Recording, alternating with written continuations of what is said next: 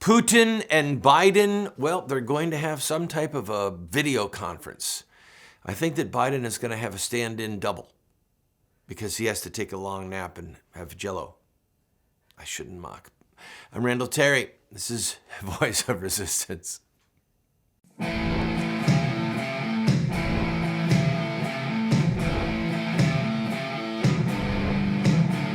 Those who forsake the law praise the wicked. Those who uphold the law resist them. Welcome to the Voice of Resistance. Welcome to the program, friend. Please forgive me. I do not mean to be insolent, and the day may come when I need a lot of naps and I need Jell-O. So my comments about President Biden have nothing really to do with a contempt or unkindness toward the elderly. We are supposed to honor the gray-haired. The problem is that he's the president, and he is not firing on all cylinders, and everyone knows it, including the leadership of the Democrat Party. And I promise you, there are hush-hush discussions going on right now about if and when to remove him from the presidency with the 25th Amendment. You remember before the election, Nancy Pelosi was talking a lot about it, and she said, this has nothing to do with Trump. Maybe she was being honest. Maybe she thought Biden is going to get elected, and we know that he's a Happy Meal short, or he's a French fry short of a Happy Meal. I can't even get the joke right. We know that he's a one beer short of a six-pack. All right. So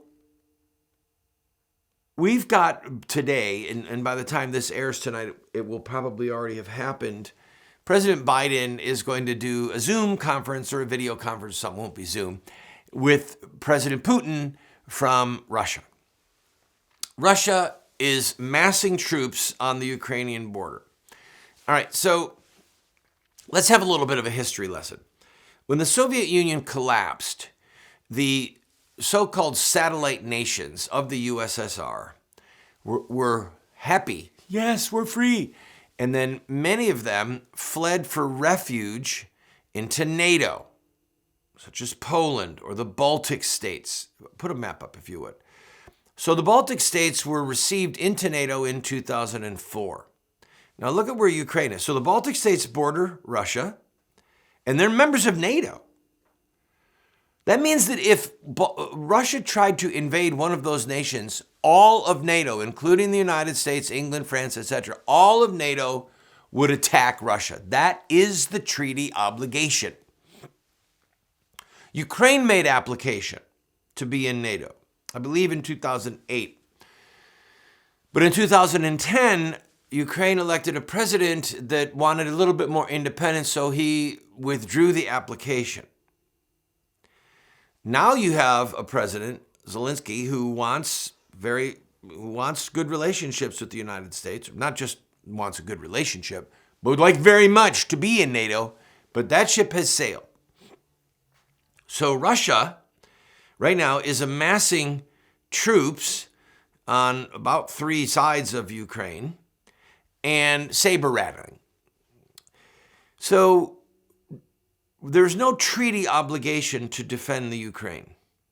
And I think that everyone knows that should Russia invade Ukraine, that the Allies would not launch a military counteroffensive. They would let Ukraine be swallowed up. The horror to the millions of Ukrainians can only be imagined.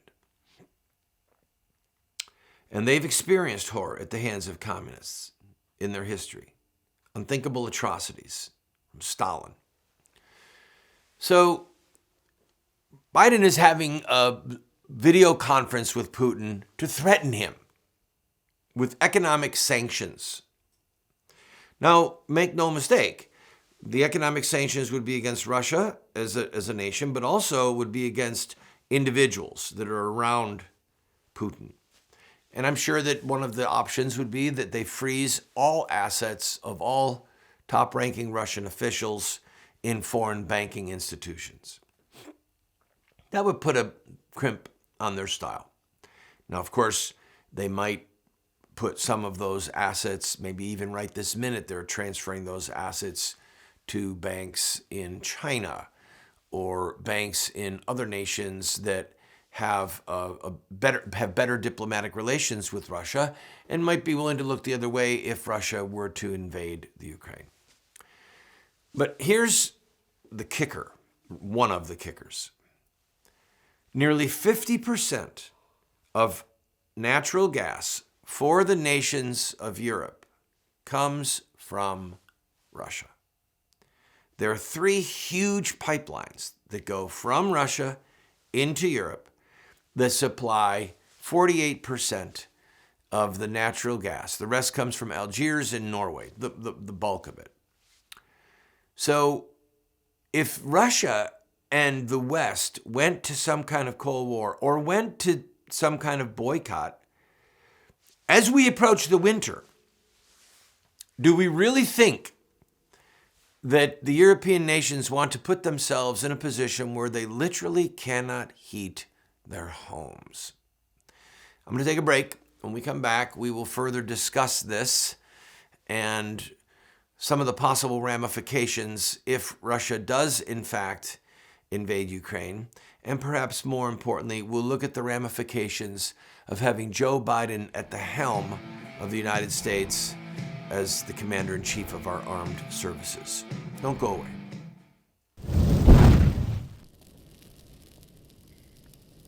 One of the theories of foreign relations, and please forgive me for mentioning this, for those of you who don't know, I have a master's degree in international relations with a concentration in terrorism.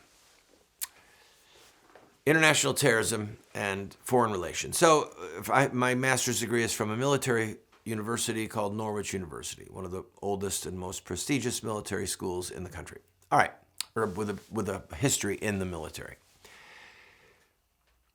One of the theories in foreign relations is that if we do a lot of business with someone, we won't go to war with them.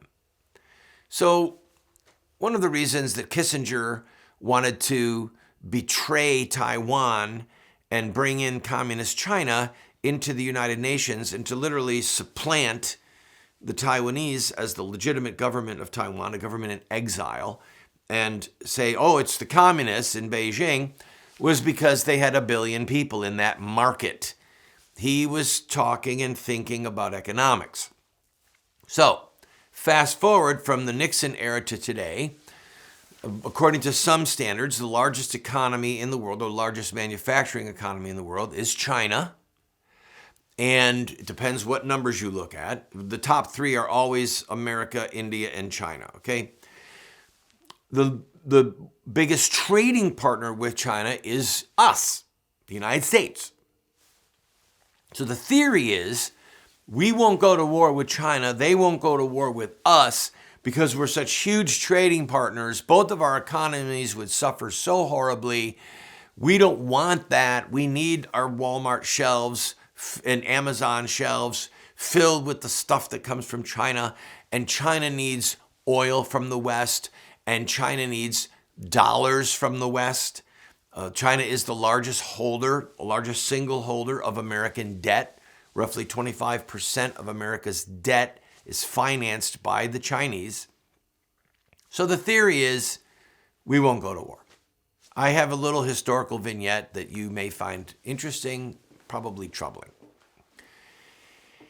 Prior to World War II, guess who England's biggest trading partner was? Go ahead, guess. Right, Germany. Germany and England were huge trading partners. Now here's something really horrible. Guess what the number 1 export from England to Germany was? Scrap metal. Scrap metal. So the English were selling thousands and thousands of tons of scrap metal to the Germans, among other things, and the Germans were doing trading with English. And the Germans were building their Luftwaffe, their Air Force. They were building V-2 rockets. The irony is that the Germans could have put returned to sender on the bombs that were being dropped from the German Air Force or the V-2 rockets that were being sent into London, because they were using the very metal that they had purchased from the English to attack England. So the notion that being a trading partner would keep somebody out of a hot war, it's in theory, it's possible, it's helpful, but a cornered rat will fight. Always remember that. So Russia right now supplies almost 50% of Europe's natural gas. We're coming up on the winter. People need to heat their homes. That gives the Russians enormous leverage over the Europeans. And if the United States threatens to box Russia out of certain banking institutions or ability to move funds, so how does Russia get paid for this gas? And what if Russia starts to just put a little crimp in the spigot? Think of OPEC. When OPEC reduces production of oil, of crude oil, what happens to the price of crude oil? It goes up. And the price at the pumps goes up. If Russia crimps the pipelines and there's a shortage of oil, the price will go up. Their leveraging power will go, Russia's power to leverage will go up. And people could be very cold. There could be massive shortages of heat, literally of heat, in various European nations. So there is the validity in the, all right, hold on, let's everyone just take a step back. It's almost like gangsters, like mafia, you know what I mean? Not that I'm comparing European nations to gangsters, but maybe like organized crime holding hostage certain businesses in an area, you know, whether it's the Italians or the Irish or the Jewish mafia, whatever. You pay us protection money and we protect you. And then when the protection money doesn't come in or there's some conflict, then you have the potential for disruption, bloodshed, disappearances. We don't know how this is going to play out, but Russia is in a very strong position, largely due to the fact that President Biden showed what he is and is not made of with Afghanistan. Afghanistan was the tell. Afghanistan was the blink. Afghanistan showed the lack of principled courage. In fact, just the lack of principle. When you have the largest military in the world and you can bomb the Taliban into oblivion, into eternity, it doesn't take that much courage. It takes wisdom and will. And the Soviet Union and the Chinese watched what President Biden did and did not do in Afghanistan. And our European allies, our NATO allies, were begging Biden, don't do this. Don't withdraw. You're leaving people behind enemy lines. You've got the strongest military in the world. Don't give up that huge military Air Force base. 30 square miles. Don't give it up. And Biden did. Russia watched. Russia probably was licking its chops when they saw firsthand who and what they were dealing with in Biden. If Russia does invade the Ukraine, you can expect a collapse of the stock market. Massive, massive numbers going in the tank. You can expect massive price increases in fuel and fear and dread and terror to dominate the news for days and weeks. So they'll jump back and forth between potential war with Russia and the newest COVID hoaxes. We should talk about that for a second when we come back. Oh, you want to see what communism looks like? Government control in America? Go to New York City. I'll be right back.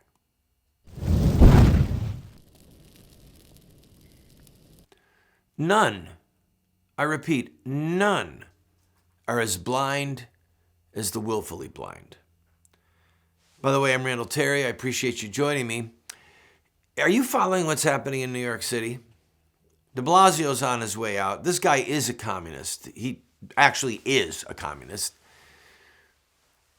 He is now ordering all New York businesses to mandate that all of their employees be vaccinated. Never mind the federal government, never mind hospital and firemen.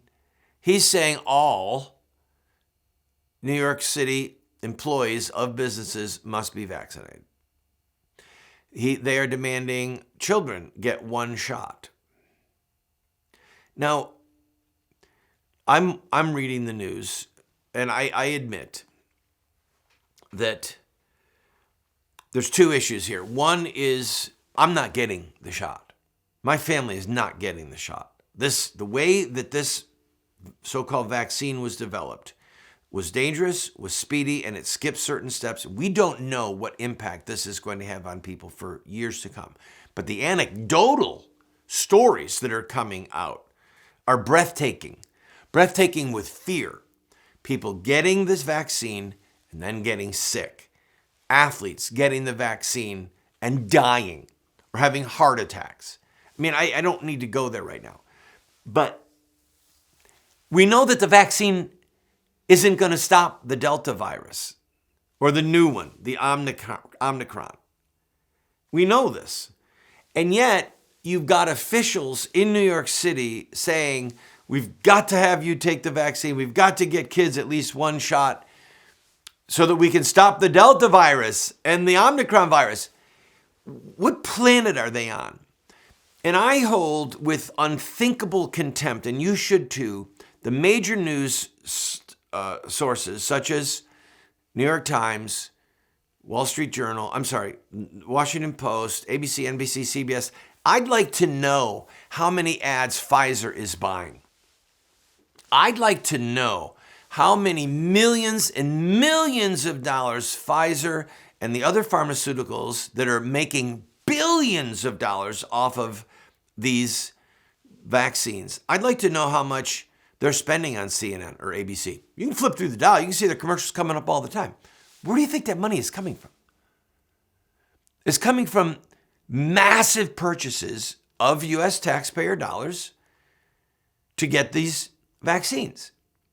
And then Pfizer and the other drug companies are turning around and spending a portion of that money in advertising. Advertising with news outlets that supposedly have a duty to report the truth to their viewers. Are you familiar with what happened with the tobacco industry? Do you remember? Let me take a quick break and I'll remind you so that you can see the danger that we are in, that we're just not going to be told the truth because the major news outlets that should be telling us the truth are being bribed. Don't go away.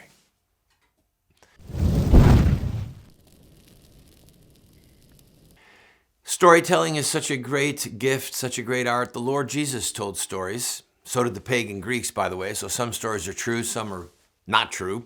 Some are based on good morals and some on bad. The Insider, I'm not endorsing every single second of the film, but The Insider with Russell Crowe and Al Pacino was a fantastic depiction of what happened with CBS and Big Tobacco. Just so when I recap it for you, you need to go and watch it, but think pharmaceuticals. Think the vaccine. Florida has the most open state in the country right now and the fewest cases. New York City, they're screwing it up and they're draconian, they're communist, and the media isn't reporting the truth.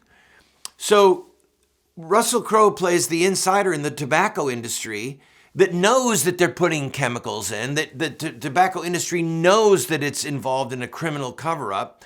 60 Minutes is going to do a story, and then it turns out that there's people in CBS, including people in 60 Minutes, who've got a financial interest in the success of the tobacco companies and their stocks. And so they deep six the story. They kill the story because they don't want to impact their own finances. That's what's going on right now. I accuse CNN and the New York Times and these media outlets in New York City, ABC, CBS, NBC, I accuse them of willfully ignoring the truth because of the economic benefit that they are gaining. Access to big people, access to political people. They have sold their soul. They're not telling the American people the truth. And in spite of it, over 50% of Americans fear the side effects of the vaccine. You can thank Fox News and you can thank talk radio for that. And what little bit gets out on the internet. But you can thank the heirs of the Rush Limbaugh show, Sean Hannity, and other people in the radio industry for getting the truth out. I've got to go. God bless you. We'll see you on Thursday.